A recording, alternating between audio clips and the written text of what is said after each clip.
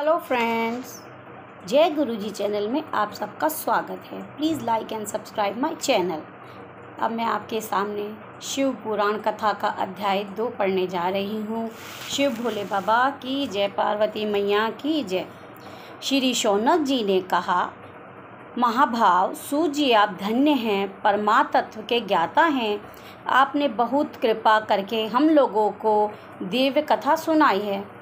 निश्चय ही भूतल पर इस कथा के समान कल्याण का कोई दूसरा सर्वश्रेष्ठ साधन नहीं है। यह बात निश्चय ही आज हमने आपकी कृपा से समझ ली है।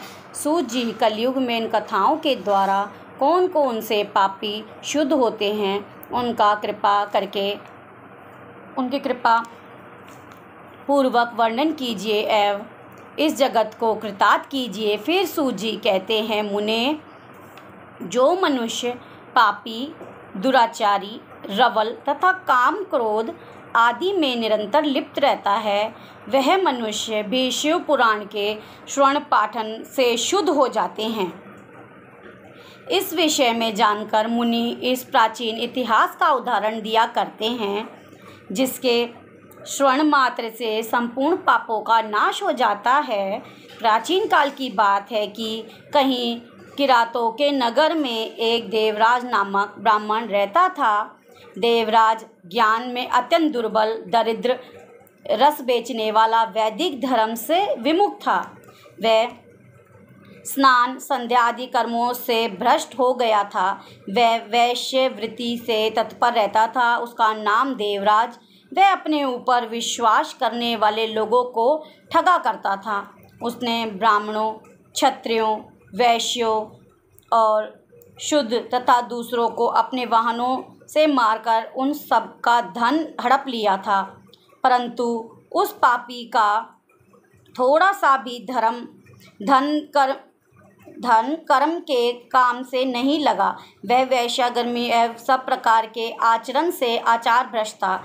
एक दिन देवराज घूमता हुआ प्रतिष्ठानपुर जूसी प्रयाग में जा पहुंचा। वहां पर उसने एक शिवालय देखा, जहां बहुत से साधु महात्मा एकत्रित हुए थे।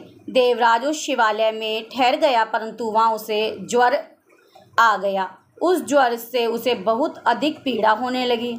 ज्वर में पड़ा हुआ था वह ब्राह्मण के मुखरविंद से निकली हुई उस शिव कथा के निरंतर सुनता रहा। 1 मास के बाद जब वह ज्वर से अत्यंत पीड़ित होकर चल बसा, उसकी मृत्यु के पश्चात यमराज के दूत आए और उसे पाशों में बांधकर बलपूर्वक यमपुरी ले गए। इतनी ही देर में शिवलोक से भगवान शिव के पार्षदगण आ गए। उनके गौर अंग कपूर के समान उज्ज्वल थे। हाथ त्रिशूल से सुशोभित थे। उनके संपूर्ण अंग भस्म से चमक रहे थे तथा रुद्रों की मालाएं उनके शरीर की शोभा बढ़ा रही थी।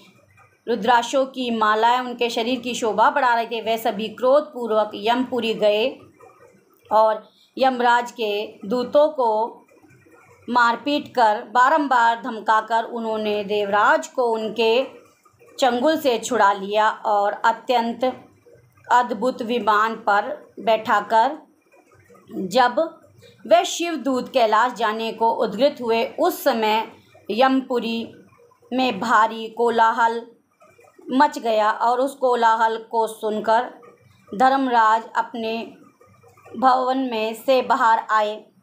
साक्षात दूसरे रुद्रों के समान प्रतीत होने लगे। उन चारों दूतों को देखकर धर्मज्ञ धर्मराज ने उनका विधि पूर्वक पूजन किया और अपनी ज्ञान दृष्टि से बस देखकर सारा वृत्तांत जान लिया। उन्होंने भय के कारण भगवान शिव के उन महात्मा दूतों से कोई बात नहीं पूछी, अपितु उन सब की पूजा एवं प्रार्थना को। तत्पश्चात वह शिवदूत वेदांत को चले गए और वहां पहुंचकर उन्होंने उस ब्राह्मण को दया सागर सांबे शिव के हाथ में दे दिया। शिव भोलेनाथ की जय।